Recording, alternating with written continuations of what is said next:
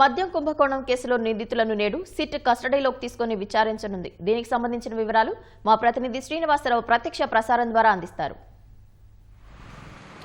Thank you Pavitra. AP మద్యం case విచారణను SIT అధికారులు వేగం పెంచారు. కోర్టు అనుమతితో ఈరోజు మద్యం కేసులో నిందితులుగా ఉన్న నలుగురు ధనుంజయ రెడ్డి, అలాగే రాజకేశ్ రెడ్డి, కృష్ణమోహన్ రెడ్డి, గోవిందప్పలను ఈరోజు సిట్ అధికారులు విచారించనున్నారు. ఉదయం 8 గంటల నుంచి సాయంత్రం 6 గంటల వరకు కూడా సిట్ అధికారులు ఈ కేసు గురించి ఈ నలుగురు నిందితులను విచారించనున్నారు. కొద్దిసేపటి క్రితమే విజయవాడలోని జిల్లా జైలు నుంచి నిందితులను ప్రభుత్వ హాస్పిటల్కు వైద్య పరీక్షల నిమిత్తం తరలించడం జరిగింది. హాస్పిటల్లో వైద్య పరీక్షలు పూర్తయిన తర్వాత నలుగురు నిందితుల్ని కూడా విజయవాడలోని సిట్ కార్యాలయానికి తీసుకొచ్చి అధికారులు విచారించనున్నారు. ఈ మద్యం కేసుకు సంబంధించి ఇప్పటికే సిట్ అధికారులు విచారణను ప్రారంభించారు. ఈ కేసులో ప్రధానంగా రాజకేశ్ రెడ్డి, అలాగే ధనుంజయ రెడ్డి, కృష్ణమోహన్ రెడ్డి, గోవిందప్పలు నలుగురు నిందితుల ప్రమేయం ఉన్నట్లు సిట్ అధికారులు ప్రాథమికంగా నిర్ధారించడం జరిగింది. మద్యం కుంభకోణంలో తీసుకున్న డబ్బులు ఎక్కడికి తరలించారు, ఎంత తరలించారన్న అంశాలను సిట్ అధికారులు కూలంకషంగా దర్యాప్తు చేయనున్నారు. మరొకవైపు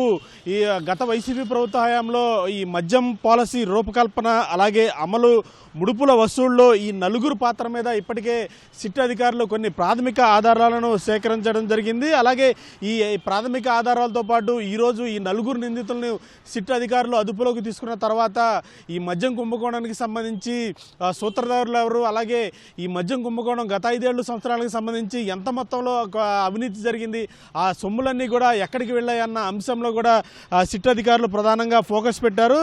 దాదాపు ఉదయం 8 గంటలకు ఈ నలుగురు నిందితుల్ని అదుపులోకి తీసుకున్న తర్వాత సాయంత్రం 6 గంటల వరకు కూడా ఈ నలుగురు నిందితుల్ని సిట్ అధికారులు విచారించనున్నారు. ఇప్పటికే రాజకేశ్ రెడ్డి ఇతర నిందితుల్ని సిట్ అధికారులు విచారించిన అనుకున్న ఏదైతే నిందితులు ఈ విచారణకు సహకరించకపోవడంతో ఈరోజు కోర్టు అనుమతితో ఈరోజు రేపు కూడా ఈ 2 రోజులు ఈ నిందితుల్ని సిట్ అధికారులు విచారించనున్నారు. ప్రధానంగా మద్యం కుంభకోణంలో గత వైసీపీ ప్రభుత్వం తరపున అన్నీ తానే రాజకేశ్ రెడ్డి వ్యవహరించడం జరిగింది. ఆయన్ను గతంలో సిట్ అధికారులు విచారించిన సరైన సమాధానాలు రాజకేశ్ రెడ్డి అయితే చెప్పలేదు. అయితే మద్యం సరఫరా కంపెనీలు, అలాగే డిస్టిలరీ నుంచి ఏ మార్గాల్లో ఏ రూపంలో ముడుపులు వసూలు చేశారు, పదుల సంఖ్యలో డొల్ల కంపెనీలను అడ్డం పెట్టుకొని అవన్నీ అంశాలను కూడా సిట్ అధికారులు ఈరోజు ఈ నలుగురు నిందితుల నుంచి రాబట్టే అవకాశం ఉన్న నేపథ్యంలో సిట్ అధికారులు ఉదయం 8 గంటలకు జిల్లా జైలు నుంచి ఈ నలుగురు నిందితుల్ని కూడా బయటికి తీసుకురావడం జరిగింది. జిల్లా జైలు నుంచి ఈ నలుగురిని కూడా ప్రభుత్వ హాస్పిటల్కు వైద్య పరీక్షల నిమిత్తం ఈ నలుగురు నిందితుల్ని కొద్దిసేపటి తరలించడం జరిగింది.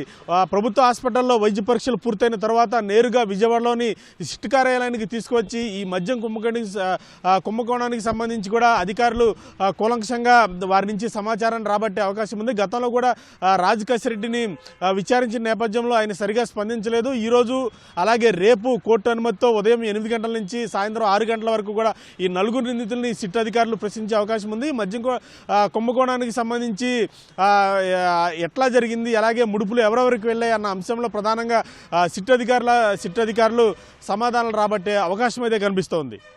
కెమెరామెన్ కోటితో శ్రీనివాస్, సిటీవీ న్యూస్, విజయవాడ.